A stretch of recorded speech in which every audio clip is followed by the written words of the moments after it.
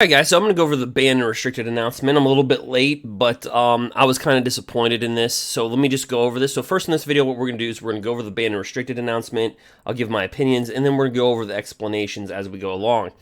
So nothing was touched in standard, and I think that hits a lot with people. The fact that in historic, there's a lot of busted combos with Tibalt's Trickery, Neoform, and Muxus. I mean, people were asking for that. I'll show you a screenshot of what I actually wrote Wizards of the Coast, even being an MTG-sponsored content creator, what I actually did write to Wizards before the ban announcement. And I figured that nothing would be banned in Standard, and that's actually sad. Now we have Emergent Ultimatum and just Sultai, Rogue, Sultai, and that's going to be a thing. But anyway, for the sake of the announcement, Omnath Locus of Creation has been banned. He was suspended, so Eurotitan has been banned. They announced this banning before the release of Secret Lair because they're selling the banned Eurotitan in Secret Lair. So they were just letting people know, hey, we don't want to screw you over again by selling you a product and then it's banned. So this is what kind of precipitated this ban announcement, by the way. Now, Pioneer takes a hit. Not too many people are playing Pioneer. It's kind of a faded format where I live. In fact, it's not even back. The tournament hasn't even fired at all where I live. It's Modern and Commander's on the rise. So let me know what you think in the comment section. Tell me what you think about the bannings. But let's go over them because I'd like to hear your intake. What do you think about this? Was it good enough? Was it not good enough? I don't want to make this a rant video. I just want to give you the facts, and then you can dictate what happens. All right, so then in Pioneer, we have balustrade Spy, and basically maybe people that play Pioneer can help me understand this one. When it enters the battlefield, target player reveals cards from the top of his or her library until they reveal a land card, put those cards into the graveyard. Okay, so this is basically a graveyard feeder, I get it. Teferi Time Raveler was banned in Pioneer. Okay. Undercity Informer, it's where you sacrifice a creature, target player reveals cards from the top of his or her library until he or she reveals a land. Okay, so it's just another Miller card. Okay, Eurotitan was banned, and Wilderness Reclamation is officially banned in Pioneer. Modern, they banned Field of the Dead. Now, so if you weren't around Magic the Gathering about a year and a half ago, Field of the Dead was a card that people didn't think was going to be that big of a deal. But with all the cultivates and able to ramp out mana very quickly, Field of the Dead became kind of a very hard card to deal with. Magic the Gathering's reprinting of cards that deal with land removal has been very limited.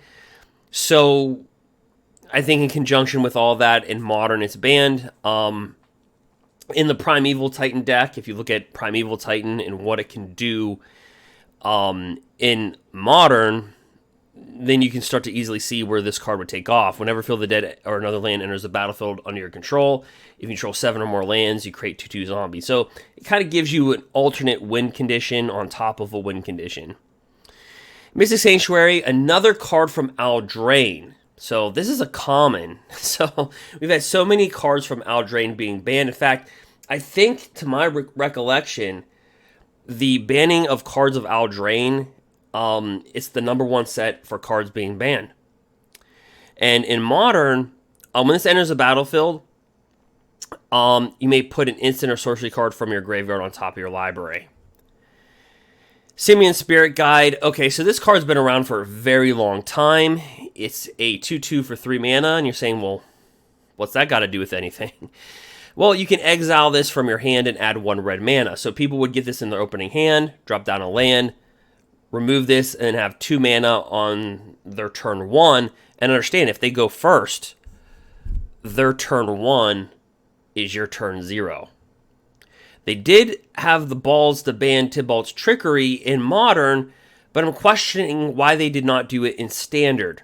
I see people make it to Mythic rank in the best of 1 by playing Tibalt's Trickery, and they keep on playing a bunch of games with about a 53% win rate, If they get it, they win. If they don't, they lose. And they just move on to the next match. If they can't get it, they quit. They move on to the next match. And it leads to not only bad gameplay in Standard, in my opinion, but also new players are not going to be franchised to even want to play in the best of one when they're seeing people just quit. It's not a great experience.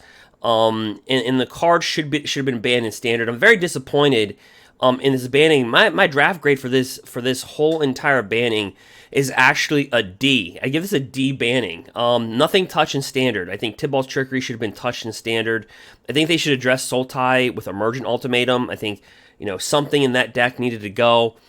And I also think that in Historic, they whiffed. Tibalt's Trickery, Neoform, and Muxus should have been gone. And I'm not a huge ban fan. And I'm tired of these bannings because of what they do to people that actually financially keep the game going. Without people buying product, MTG Arena does not exist. Then, of course, they banned Euro Titan in Modern. Then we go to Legacy. They just banned cards that they previously banned in Modern, like Arcum's Astrolabe. It's kind of weird. They allow Dreadhorde Arcanist to stay alive in Historic, and there's a deck built around it, but they ban it in Legacy. Kind of weird, huh?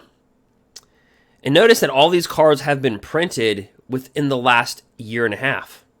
So besides Simian Spirit Guide, all these cards have been pretty much printed. Ogo Thief of Crowns, basically the only format that he's not banned in, he's officially banned, so he's worth nothing at this point. He's not even worth anything. Lurrus of the Dream Den was banned in Vintage. On top of this, they had rule changes. Now, for those of you that don't understand what this is, Cascade, they're rolling it as section 702.84a. Of course, nobody cares about that. I just want to give you some background history on Cascade for a second. It's a modern mechanic. So this is this whole banning was for Modern. And I said this in my earlier video. You can go check it out about Euro Titan being banned. I said this is going to be a Modern banning. These are going to be all Modern moves, being that nothing was going to happen in Standard. Now, I did tell Wizards I will do a 500-pound leg press, and I will do 225 pounds on bench press for reps if they ban Tibalt's Trickery and Neoform and Muxus. They failed to do that. So Cascade is a triggered ability, and it means when you cast this spell, exile cards from the top of your library until you exile a non-land card. You know what? You guys can read this. Realistically, they had to rechange the wording on a card, on an entire mechanic, because Tibalt's Trickery is so busted. That's basically what you take from that. So here's the explanations and the rationale for them. Again, I like your opinions in the comment section, but we're just going to read it. Decks built around Euro Titan of Nature's Wrath are the most played in Historic and have been for a while now. While other decks have contested for that position, the steady dominance of Euro Titan shows it's too powerful for the format. Because of the examples of how this card has performed in other large formats, we do not feel we will need to suspend the card to see how the format reacts. To increase the diversity of decks at the top of the Historic metagame, Euro Titan is banned in Historic. I'm not going to go over omnath. It was already suspended. They just banned it, so we're not going to go over that part. I'm going to add my part to this, and then we're going to go on a Pioneer, and that's what we're kind of going to do, right? I'm going to add my part to it, then you guys in the comment section can add your part to it, and then that's how I'm going to go through this. So now we're on a Pioneer, but first let me talk about the Historic. So it's my belief that Historic Euro Titan was not the problem. I believe it actually helped mitigate some of the broken combos, like Tibalt's Trickery, which is still in Historic. It's not banned in Historic. Neoform. Goblins with Muxus. I think it actually allowed opponents to gain life and put a creature down on the battlefield that could actually block some of the crazy combos. So again, I think Wizards is targeting a non-problem. Goblins was a tier 0.5 deck. It was turn 4, kill you. Turn 4, you're dead. Neoform can be turn 3, you're dead. So, here we go again. I think we're going to go right back into 2020 because they're going to have to address those cards at a later date, which means we're going to see more bannings. Flat out, that's what's going to happen. Okay, so our vision for Pioneer is to... Let's just skip over this. All right, your Titan of Nature Wrath has become one of the most dominant creatures in Pioneer and is featured in several of the most played and most winning decks. So it's just a repeat of what they've stated in Historic. Ultimately, we feel that Euro's power level is out of all the other card strategies available in Pioneer. Play data indicates and community feedback supports that the metagame will be more fun and diverse without Euro. So it's very interesting that they look at the play dates data and community feedback reports, but they don't do that with Tibalt's Trickery, or they don't do that with Muxus or Neoform. Interesting. Because if they apply the same standards that they did with Euro Titan, you'd see those cards would be gone from the standard format and historic formats as well. Okay, so in addition, we're taking the opportunity to ban Teferi Time Raveler and Wilderness Reclamation from Pioneer, as they previously outstayed their welcome in Standard. Removing Teferi Time Raveler will have the added benefit of lowering the power level of Niv to light decks, where we were among the most played and most winning archetypes. Without Teferi Time Raveler to hold them in a check, we're concerned that the metagame share of Wilderness Reclamation decks will rise. Okay, so again, they're just going off of play data and stuff like that. We've already talked about that. And then we're going to go to the last paragraph here. Finally, we're seeing a concerning win rate and metagame share for the Oops All Spells deck, which uses Spy and Undercity Informer to mill its entire library, having no cards that count as lands while in their library. Given the difficulty of interacting with the strategy, is easily held in check by natural metagame forces. We don't believe Pioneer can be at its most fun with Oops. So they're basically stating that this deck can be controlled, but at the same time, they don't feel that Pioneer can be fun. Okay, so if we're applying the same metrics of rationale for these cards to be banned, then how come Tibalt's Trickery isn't banned? How come Neoform isn't banned? That's not a fun experience where you're playing your opponent and turn 3 they win. And the only way that you can stop them if you're playing a counterspell deck. If you're not playing counterspells, you lose. It's that simple. So I'm not getting the rationale. Okay. Let's go to Modern, because that's the much more bigger format, right? As in Pioneer, Euro Titan has become one of the most... Okay, so we're not going to read this. They're just going over Euro Titan again. It says, along with Euro, we're also addressing 2 land cards frequently used by ramp and control strategies that we feel are decreasing diversity in gameplay patterns. Fill the Dead and Mystic Sanctuary. Both lands create repetitive and non-interactive game states in the late game and relatively low deck building costs. Low deck building costs. Why would that be a problem? That would actually be a plus for players. I agree with the banning, but I don't agree with the rationale of they want you to spend more money to build your deck. I think people should be able to play Modern at a low price point. Anyway, to promote more back and forth gameplay interactions over win conditions, we're choosing to remove them. Simian Spirit Guide is a card we've had our eye on for some time, an enabler that speeds up fast combo decks. As the Modern pool has grown, so too has the capability for decks to assemble early game winning combinations from hand. Isn't this what we're experiencing in Historic and Standard right now with Neoform and Tibalt's Trickery? Like, I understand the rationale for banning some of these cards, and some I don't understand the rationale. But like the rationale for the decks being relatively low building cost. Like, that's your rationale? That's one of your rationales for banning something, is because the cost is cheap for players to play? I don't agree with that, but I do agree with the overall rationale. Game-winning combos from hand, yeah, like, there's a lot of that in Historic right now. In fact, that's basically some of your top, that's like your... Emergent Ultimatum, Tibalt's Trickery, okay, let's just go. So some builds of the recent Tibalt's Trickery deck, excuse me, to slow down that category of combo decks as a whole and give opponents more time to set up interactive plays. Yeah, you have to present a board state to your opponent so they just can't win turn 3, turn 4, which we're seeing again in historic. Okay. In the early games, it's banned. Finally, there's been much discussion of Tibalt's Trickery decks in several formats. We see Modern as a format where those decks are uniquely problematic. You don't see that in Standard, Historic, but you acknowledge that exists. Gotcha. Okay, Tibalt's Trickery interaction with Cascade. It goes back to what I said about the rule change that you can read. I'm not going to go through that because most of you do not probably play Modern, nor do you care.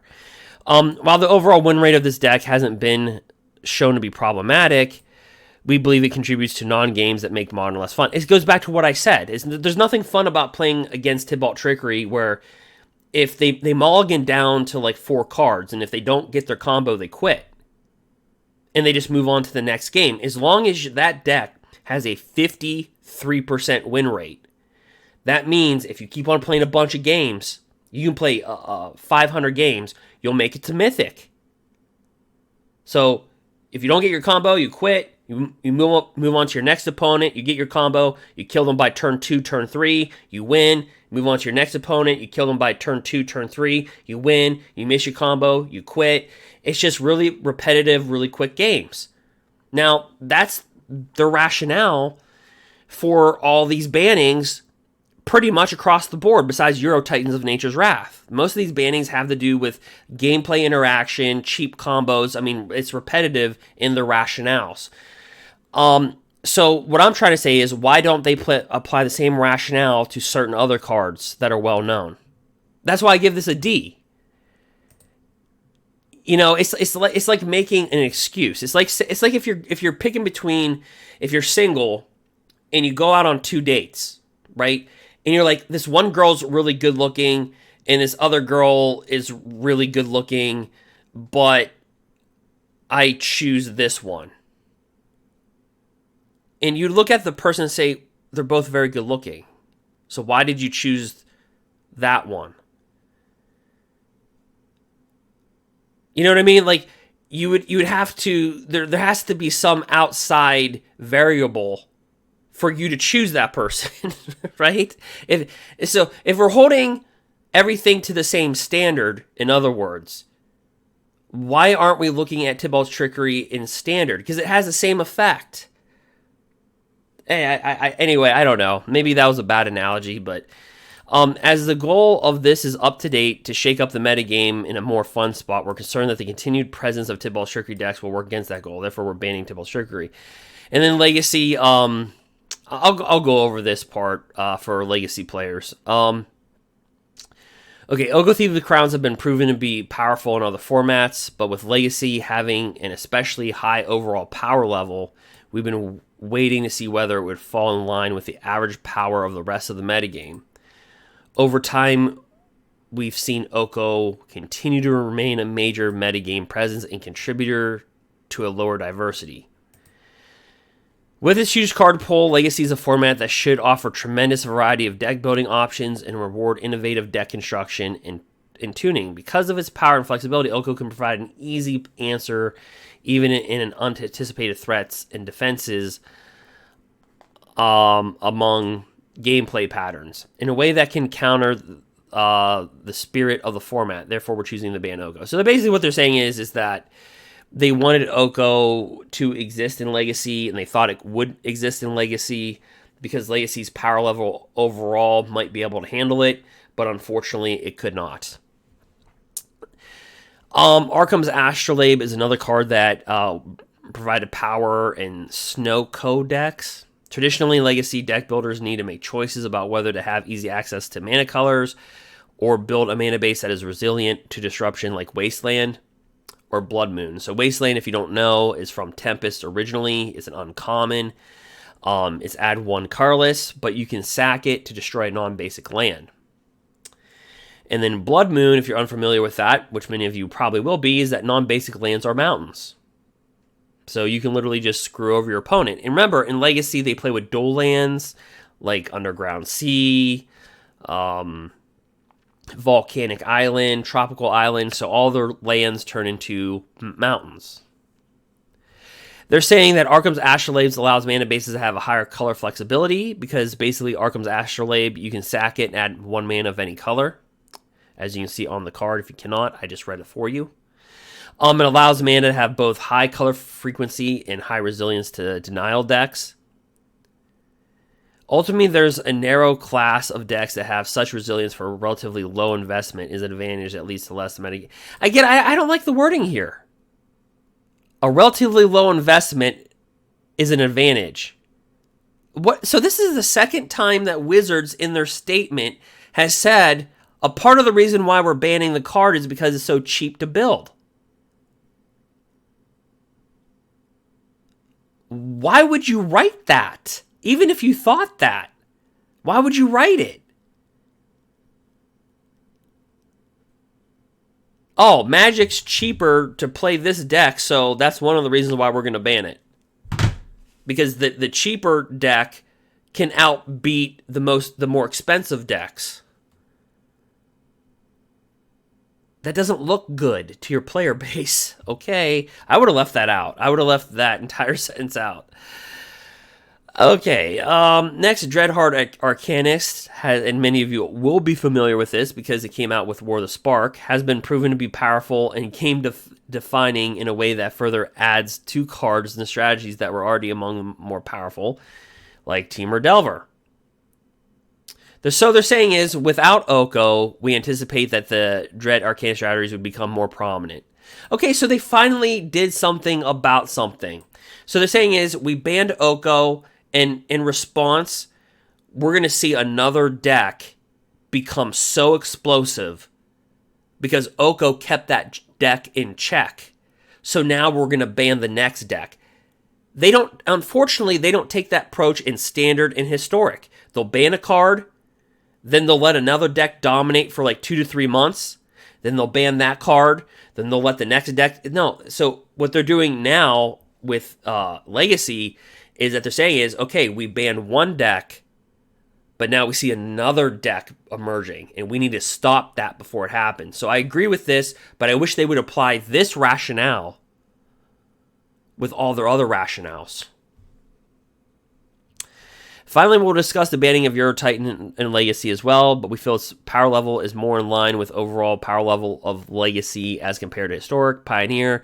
The bar is high for the 3 and 4 mana spells needed to accomplish in Legacy, and we believe Euro can coexist as a competitive but not dominant option. Additionally, the bans of Oko, Thief of Crowns, and Astrolabe could significantly decrease the metagame. Okay, I agree with that. Okay, let's just get to the... we're not going to get to the Cascade changes because this is obviously something that you can just look up. But so Cascade is an effect that when you cast a spell, exile cards from the top of your library until you exile a non-land card for less. Then you can cast that non-land card without paying its mana cost. So do you see how that's a problem with Tibalt's Trickery? They can cast out a creature and then free cast Tibalt's Trickery and then just like do a combo. So, or they could cast Tibalt's Trickery onto a Cascade card, and then the Cascade effect could allow you to free cast another card. So it's kind of like you have like 2 Tibalt's Trickeries in one. So they actually had to change the ruling on Cascade. And so you can read all that, but I just gave you what is a mouthful of examples. Anyway, guys, if you want to buy secret lairs, I suggest that you buy them if you want to. Again, I go over my rankings this video. You can also check me out on Derek Roberts MTG, also on Twitch and also on YouTube. Feel free to do that. Anyway, I hope you digest this information as much as you can. I'd like to see your comments in the comment section. Do you agree or disagree with some of these bannings? And also, what do you agree should have anything been dealt with in Standard? Anyway, nothing was touched in Standard, so we'll be doing some gameplays. Anyway, guys, until next video, I will see you.